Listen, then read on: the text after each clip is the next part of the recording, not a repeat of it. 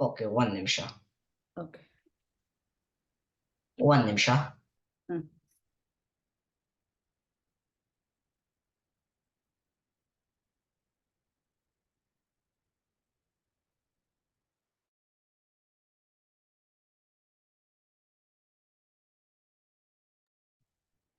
हरिः ॐ हयग्रीव हयग्रीव हयग्रीवेति वादिनं नरं मुञ्चन्ति पापानि दरिद्रमिव योषितः हयग्रीव हयग्रीव हयग्रीवेति यो वदेत् तस्य निस्सरते वाणी जह्नुकन्या प्रवाहवत् हयग्रीव हयग्रीव हयग्रीवेति यो ध्वनिः विशोभते च वैकुण्ठकपाटोद्घाटनक्षमः श्लोकत्रयमिदं पुण्यं हयग्रीवपदाङ्कितं वादिराजयति प्रोक्तं पठतां सम्पदां पदम् इति श्रीवादिराज विरचिता हयग्रीव सम्पदा स्तोत्रम्.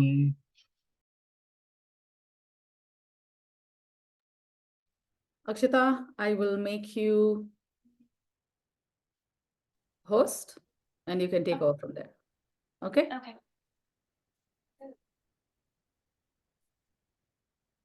Okay.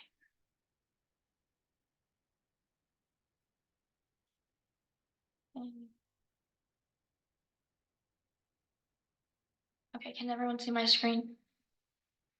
Okay, thank you. So my presentation is on the importance of Navaratri. So to begin, what is Navaratri? Navaratri is a festival that lasts for 9 nights. The word Navaratri originates from two Sanskrit words. Nav means night and Ratri means, Nav means 9 and Ratri means night. Navaratri days change every year and they are based on the Hindu lunar calendar on the first day of Ashayuja, which is September and October. The spiritual significance of Navaratri is to worship Goddess Durga and her 9 forms. Each of her forms has a unique power, and the forms are called Shailaputri, Brahmacharani, Chandraganta, Kushmanda, Shandamata, Katyayani, Kalaratri, Mahagari, and Siddhidatri. Sorry, I can't pronounce it very well. She fought the demon Mahishasura for 9 days and 9 nights, and she won on the 10th day. Why do we still celebrate Navaratri? We still celebrate it so that we can remember Goddess Durga and her mother, and it's a way for people to remember Goddess Durga's win over Mahishasura. Some significant traditions during Navaratri is fasting, which is when many people cut out certain foods during the festival for better immune health. Animal sacrifice, which is done because Mahishasura had a buffalo head, so some places in India, usually northern, celebrate with an animal sacrifice. Dancing is done in northwestern India, and they perform dances such as Garba. And they avoid cutting hair and nails because people believe it attracts negative energies during a spiritually significant time. So this is deeper into the fasting part of Navaratri, and it is because in North India, many people fast during Navaratri because many scientists and experts say that fasting during this time is very good for digestive health because it enhances the body's ability to fight off diseases, which is also strengthening your immune system and letting you stay healthier. That's all. Thank you. Akshata, just mention from where you are and which city you have logged in. And everybody else start with your name and city and then start your presentation. I'm from Alpharetta. Who's going next? Madhvesh. Helapa. Madhvesh, ya urinda? I am from New Jersey in United States. My name is Madhvesh Simhan.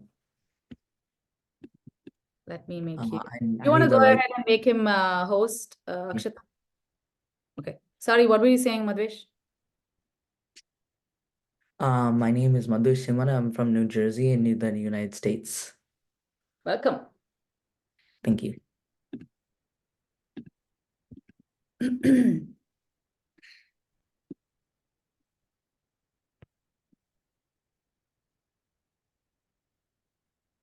My presentation is on the importance of Ratha Saptami.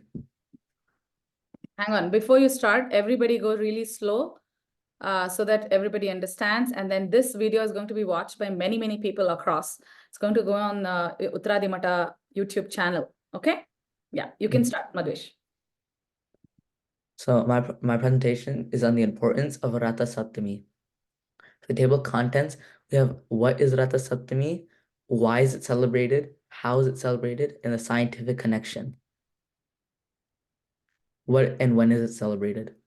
Ratha Saptami is an auspicious festival celebrated by Hindus, and it is dedicated to Lord Surya Narayana. It takes place during the Hindu month Magha, or January/February. It is during this time that Surya, the sun, moves from rotating from the southeast to the northeast direction.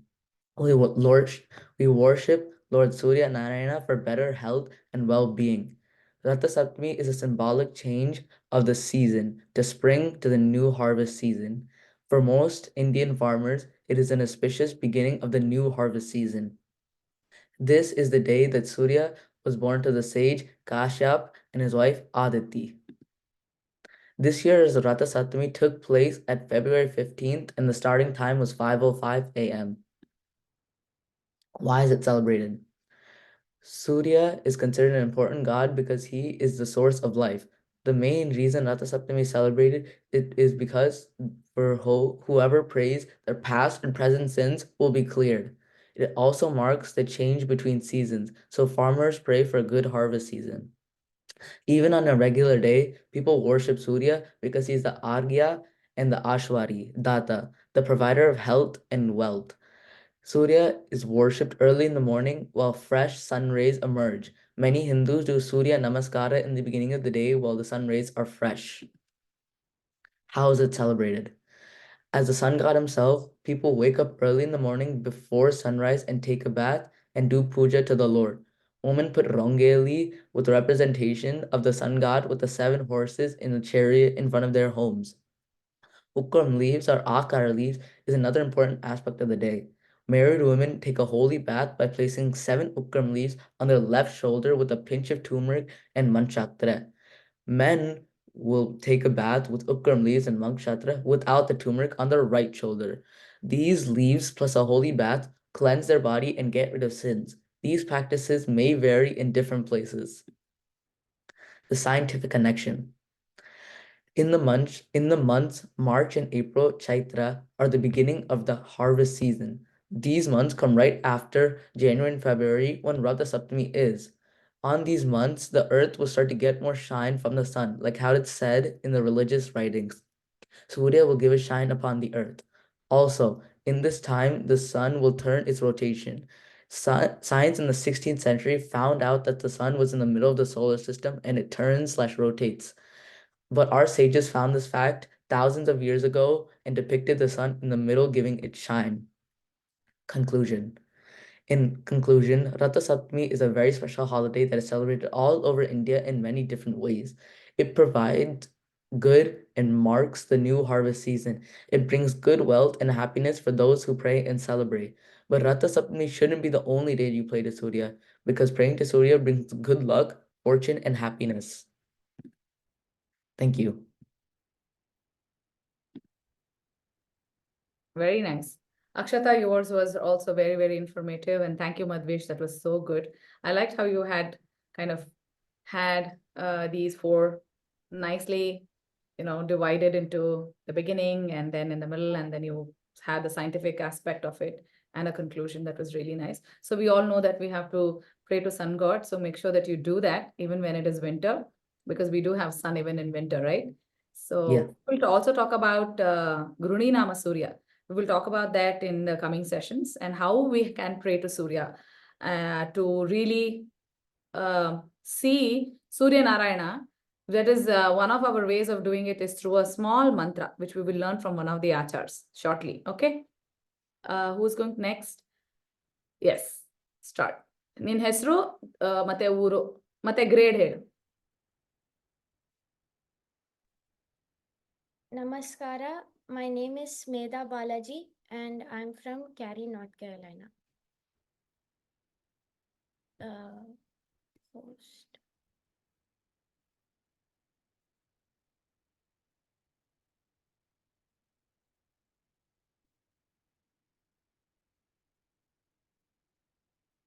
My presentation is on the benefits of chanting mantras.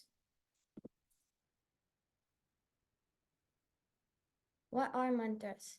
Mantras are words or sounds that work best recited repeatedly.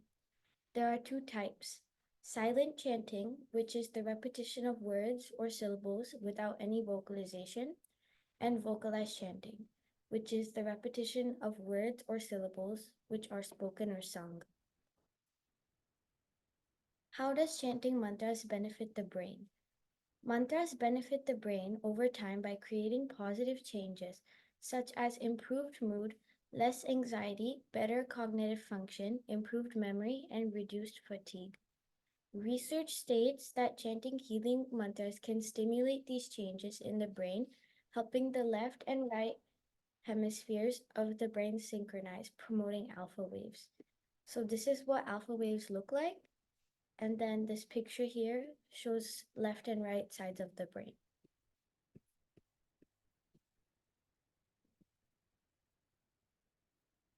How does chanting mantras benefit the brain? Part 2. In a recent study that was published in the Journal of Cognitive Enhancement, researchers in Sweden studied the effects of mantra meditation by measuring activity in its default network, which is the area of the brain that is active during reflective thinking and daydreaming. Mantra training can reduce default mode network related distractions and improve focus, according to the book. How does chanting mantras benefit the body? Chanting helps people improve sleep by increasing delta wave band power, which is connected to deep sleep. How does chanting mantras benefit the body? Part 2. If you chant just for 5 minutes, it is proven that your blood pressure and heart rate will significantly decrease. Yogis have known this for thousands of years, and Western science is just now starting to catch up. Various mantras were created to affect specific chakras or energy points in the body. Different chakras can be activated or balanced by the vibrations produced by chanting certain sounds and mantras, which are able to increase the flow of energy throughout the body. According to HindustanTimes.com, when you chant a mantra, the ancient sound vibrations, carefully designed by the sages, impact your vibrational frequency. Gratitude. We are all truly and deeply indebted to our great sages who provided us with such great knowledge of the mantras and many more things. Dhanyavadagalu. Very nice. Beautiful, Meda. Thank you. That was such a wonderful connection between chanting and the waves that it produces and all of that. Very informative. And I'm sure whoever is going to watch this recorded video later on, they're going to take away so much from this video, right? They're going to be enriched with good knowledge. So glad you guys put this together. Next is Srinidhi. Srinidhi Alva.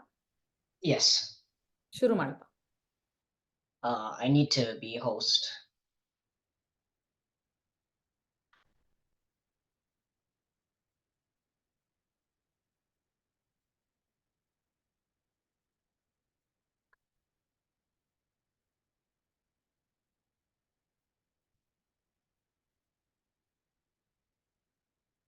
Okay, just give me 1 minute.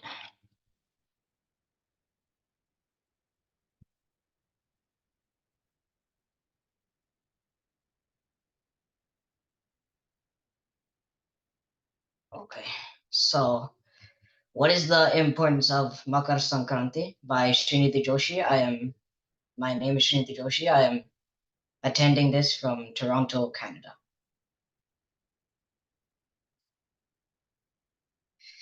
Significance of Makar Sankranti. There are two calendars that we predominantly follow in Indian culture, Sanatana Dharma. Those two calendars are solar calendar and lunar calendar. All other Indian festivals are celebrated as per the lunar calendar, which make their days of celebrations on the solar calendar vary every year except for Sankranti. At home, we also refer Sankranti as Sankranti. Some additional notes are the moon goes from new moon to new moon or full moon to full moon in 29.5 days. We get 12 full moons in 354 days, making a lunar calendar year 354 days long. However, the sun returns to the same spot in the sky every 365.25 days. So there's a difference of 11.25 days between the solar and lunar years. Every 2.5 years, therefore, an intercalary month called the Adhika Masa is added to the lunar calendar to roughly synchronize the two. Weather patterns follow the solar calendar, summer, rainy, winter, etc., etc. Accurate muhurta calculations are accurate with lunar calendar, which is slightly different from the path of the sun and is divided into 27 nakshatras, while the path of the sun is divided into 12 rashis. Every nakshatra will fall into one of the rashis. Why does Sankranti usually fall on the same day? It goes entirely by the solar calendar. Makara Sankranti is also called Uttaradi, or the day on which the sun begins its northward journey. We celebrate January 14th as the day on which the sun begins to rise in the Makara Rashi, Capricorn. When the sun starts moving south, the days get colder. The movement of sun in sky depends on the rotation of Earth around sun. As Earth takes 1 year as per solar calendar, Sankranti always comes around 14th January. For leap years, there will be a shift of plus or minus 1 day. It is also primarily a harvest festival, marking the end of the winter season and the onset of the harvest season. It is a time for farmers to express gratitude to the sun god, nature, and their cattle for a bountiful harvest. How is it celebrated in India? In India, various states celebrate this festival in their own way. In Karnataka, yellow bella is offered to God and exchanged between friends and family. The ingredients are sesame keeps the body warm, jaggery aids digestion, coconut helps with metabolism, while peanuts and roasted gram are rich in protein. This combination is known to generate required heat in the body to adapt to changing weather from winter to summer. In Andhra, it is celebrated as Sankranti. They light bonfires, also called as Bhogi Mantal, with old items symbolizing discarding old items, making way for new. Women also wear gobema, which is a small chunk of cow dung symbolizing the sacredness of cow. Also, these are placed on colorful rangolis that are drawn in front of the house. In Tamil Nadu, they refer to this festival as Pongal. People in Tamil Nadu make sweet pongal, hot pongal, etc., and offer it to the god to show their gratitude towards good harvest.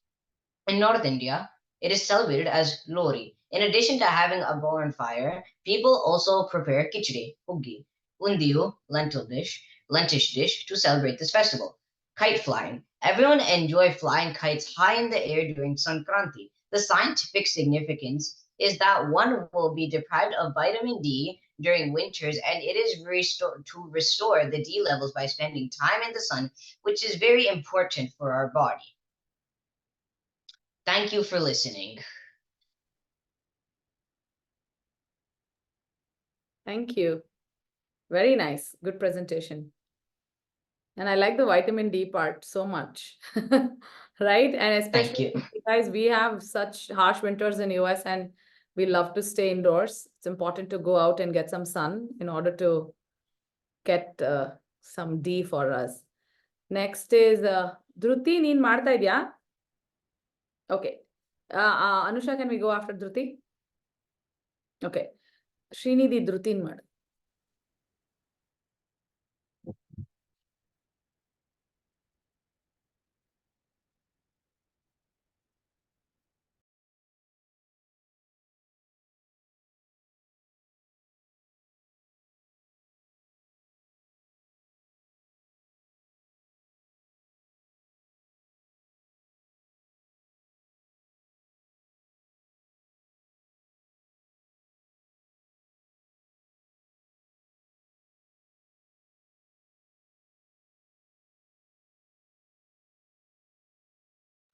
I'll help you. Scroll on the screen. ನಿನ್ ಹೆಸರು ಯಾವ ಊರು ಯಾವ grade ಹೇಳ? Namaste. My name is Dhruti Balaji. I live in Gary NC, and today I'll be talking about the months and festivals. Which grade do you go to? Chaitra and Vaishakha. Grade. I'm in 3rd grade. Chaitra and Vaishakha, March and April.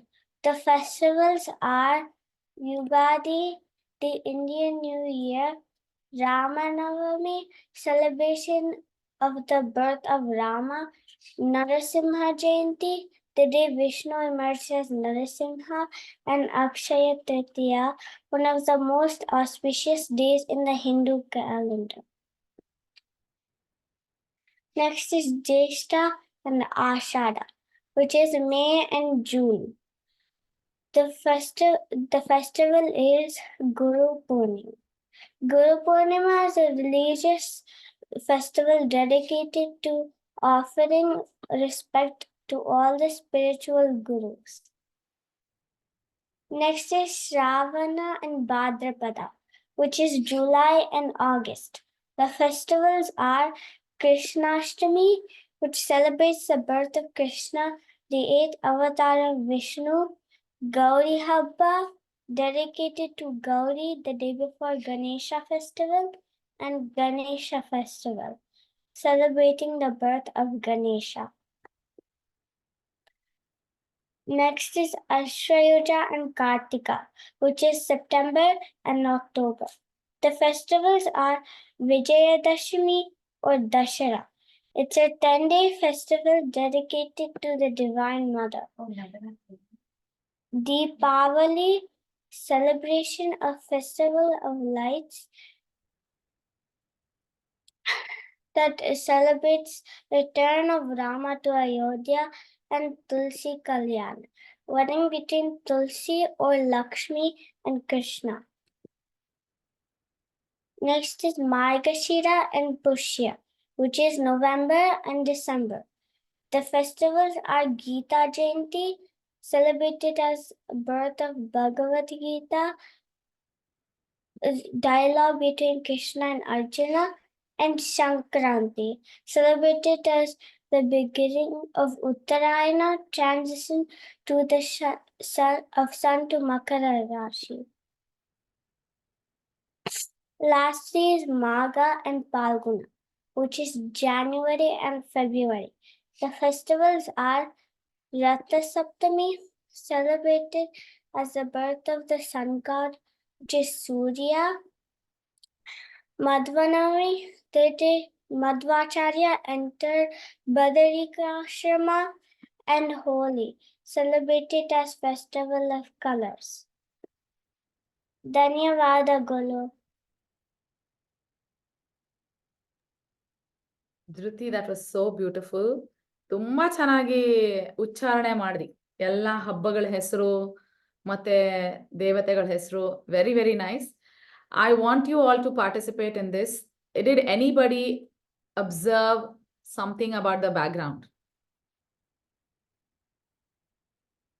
No, I won't let Medha talk about it. Medha is Dhruti's sister, so she won't. Yes, Madhvesh, go ahead. Madhvesh and Anusha. First Madhvesh and then Anusha. When it talked about the seasons, when it talked about the months, the background matched the season. I thought that was very creative. Anusha? That was my answer. Okay. That was my answer. Right. Right? Wasn't it creative? That was very beautiful. Whoever did it, very creative, very thoughtful. ಎಲ್ಲ ಮಾಸಗಳು ಮತ್ತೆ ಯಾವ್ಯಾವ month ಅಲ್ಲಿ ಬೀಳತ್ತೆ, ಅದು ಯಾವ season ಅಲ್ಲಿ ಬೀಳತ್ತೆ, according to that the background changed. So that was very thoughtful and it is a very nice way to understand ಯಾವ ಮಾಸದಲ್ಲಿ ಯಾವ season ಇರತ್ತೆ ಅಂತ. So this is, if you want to go back and check her recording later on once it's uploaded, you will all know about it. Anusha, name, place and grade. Alrighty, so my name is Anusha. I am a senior, and so that means I'm in 12th grade. For those who are watching from India, I'm second year PUC. And I'm from Alpharetta, Georgia. So can I be made the host so I can present, please? Thank you. Alrighty. Let me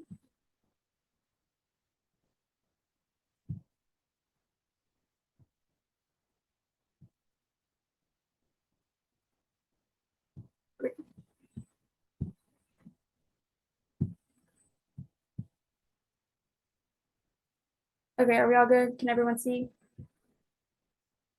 Yeah, okay, great.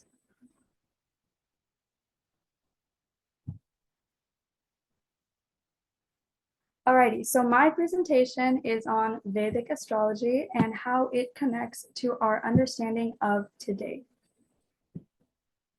So first of all, what is Vedic astrology? Well, it's known more commonly as Hindu astrology or Indian astrology, but Vedic astrology holds the origins of all astrological ideas. It is a system developed by our ancient astrologers to utilize the stars as a way of guidance. And now when I say guidance, I don't mean like horoscopes, I mean like calendric guidance. So the earliest example can be traced back to about 700 BCE. The Vedanga Joshita is claimed to be the oldest calendric text ever written in the whole world. The origins of the first ever calendar can be traced back to the Babylonians in 8000 BC, but the Vedanga Joshita is the most in-depth ancient account of time in terms of a written text. And as a side note, the Vedas are the 4 oldest scriptures that document Vedic Sanskrit and the origins of Hinduism, and the 6 Vedanga are the extension of the Vedas. And so here's an example of what that would look like. So now we have the calendar versus the stars. So the discoveries made in the Vedanga relate more to the calendar than they do horoscopes, as I previously mentioned. Ancient astrologers used the stars as a way to map the exact days and nights. Now, Babylonians did this with the sun, while our Indus Valley inhabitants did this with the moon. By tracing the moon's position every day, they were able to see repeating patterns. These patterns became 2 different sets, Krishna Paksha and Shukla Paksha. Each moon phase was dubbed a Tithi in the scriptures, and they repeat every moon cycle. We still use this method of tracking auspicious days. And there's an example of a moon phase. And this affects the setup of the months. So, however, there is an element of astrology to them that is used in modern day zodiac signs. So there are 12 masagu, but they're not in the same order as your phone calendar. The masa, like Dhruti mentioned earlier, begin in the middle of March as opposed to January, as the Western calendar does. And so here are the 12 months. And as you notice, the first day of the Hindu calendar is the first day of Chaitra. And why do we care about that? Because, dude, I live in America. Why does this matter? Well, the Westerners did not adopt this calendric system, but they did adopt a version of it. So the modern day zodiac calendar is exactly aligned with the original Hindu calendar. And so here are the 12 zodiac signs. And as you notice, the dates don't exactly align with this year, but Aries season is always beginning in the middle of March. Aries is the first sign in the zodiac wheel, and the dates align perfectly with Chaitra, which is the first month of the Hindu calendar. So great, I'm not an Aries. Me neither. No matter what sign you are, your full birth chart and any astrological predictions are made and derived directly from the Hindu calendar, with your moon phase and your birth month being the most significant and direct correlations. So even though it may not seem direct, most calendric properties are derived from ancient Hindu scriptures. Chaitra also marks the beginning of the spring season. Each season's beginning is somewhat in the middle of the month, once again aligning with Masa, because they don't start at the first of every month, they start kind of in the middle. And our final significance. The Vedas and Vedangas were derived way before we had all of the technical advancements that we do today. This means that all things that were stated in the scriptures were based on nature, which remains as a steady constant. It's why people still use the Hindu calendar over 2,500 years later, because everything is aligned with Earth's natural state. Even if astrology is not your thing, you don't care what day of the week it is, whatever, the Hindu calendar provides valuable information on how we measure time and where our understanding of today's calendar came to be. Thank you.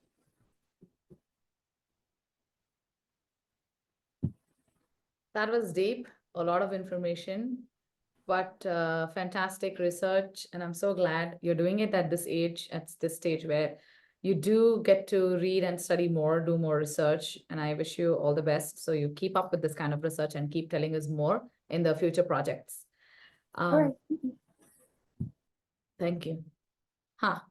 Next. Shravya, ready? ಯಾವ city ಮತ್ತೆ ಯಾವ grade ಹೇಳು.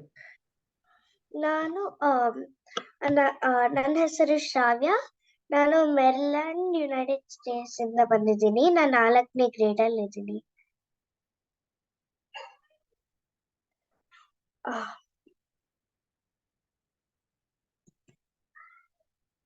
Can you make me host?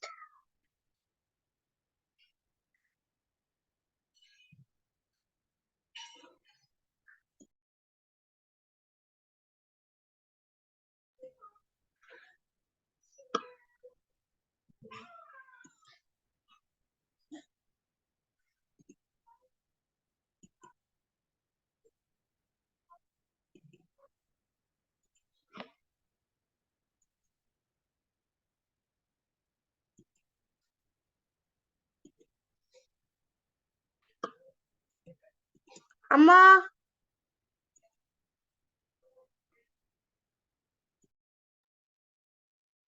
Screen share ಮಾಡಕ್ ಆಗ್ತಾ ಇಲ್ವಾ? Try ಮಾಡ್ತಾ ಇದ್ದೀನಿ.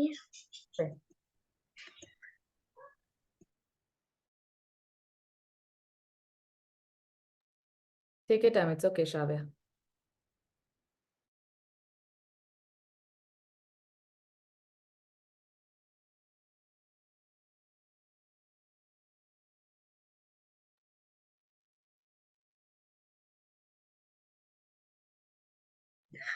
ಮಕರ Sankranti.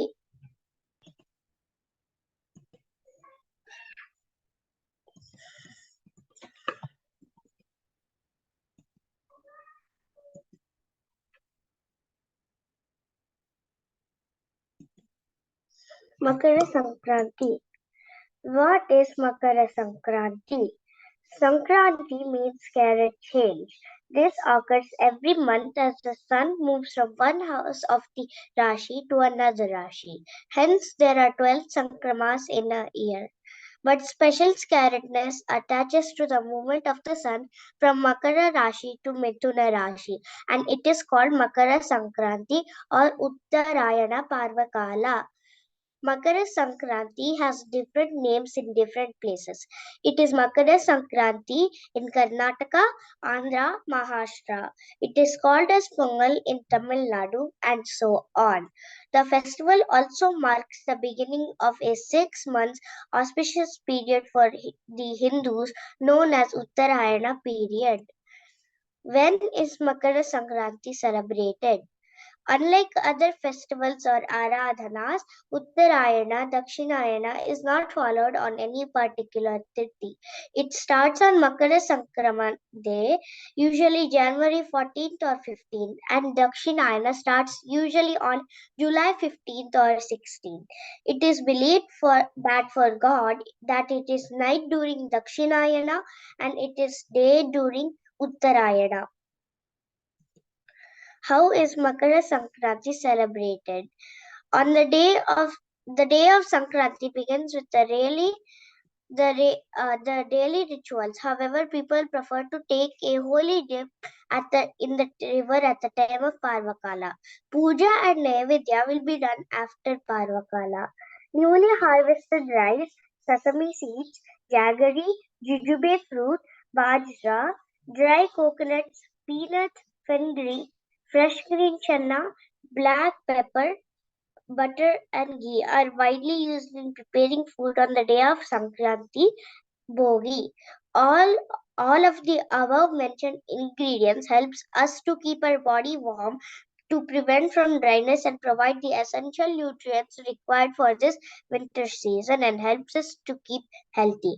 Couple of practices may vary from place to place. Mostly the food is local and seasonal. Distribution of Ellu during Makara Sankranti. Ellu, jaggery, sakre, achu, banana, jujube fruit, sugar cane, dakshine tambula is distributed during Makara Sankramana. Hannu yariyadu. On the day of Sankranti, jujube, small pieces of sugar cane, puffed rice, small pieces of other seasonal fruits are mixed and it to be poured on small children. This will ensure drishti parihara for the toddlers. Some notable points on Makara Sankranti. preparation of Pongal. On this day, the preparation of sweet rice is the most important recipe done. This is a food prepared with rice, dal, jaggery, raisins, dry fruits, sugar, and milk. All these ingredients are cooked in a pot in the open and allowed to boil over, signifying plenty and prosperity for the year ahead. This is offered to the Surya Namaka Paramatma as a Nevedya harvest festival. Sankranti is also termed as harvest festival. On this day, the farmer expresses his gratitude to land, cattle, and sun on yellow Amavase. Bhishma was in Sharapanjana for 56 days, and he was waiting for this Parvakala, Uttarayana Punyakala, for breathing his last. On this day, Bhagirata gave Tarpana to his ancestors in Ganga. Shri Krishna Pranamastu.